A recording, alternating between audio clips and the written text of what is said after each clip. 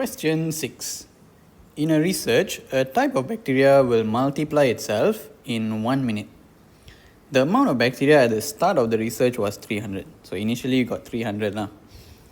Then the amount of bacteria after t minutes is given by this. So let's say if you want to find after 1 minute, you put 1 into the t lah. After 10 minutes means you put 10 inside the t. Right. So first they ask us to find the amount of bacteria after 9 minutes. So you sub the t with 9 lah. So 300 times 3 power 9.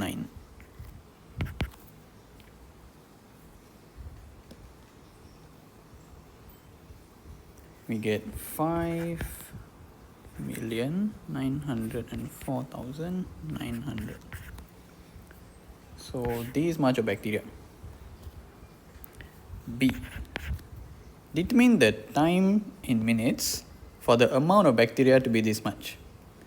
So amount of bacteria is given by this equation.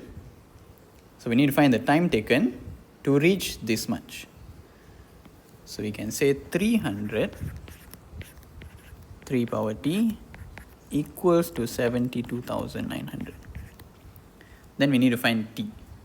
So first we divide the 300. So you can say 3t is 72900 over 300.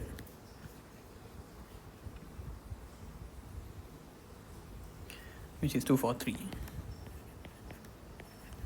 And this 243 we can find in base 3.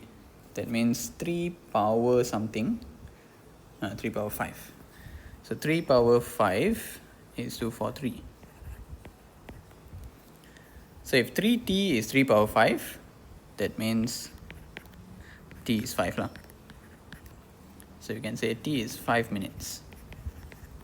So after 5 minutes, we get 72,900.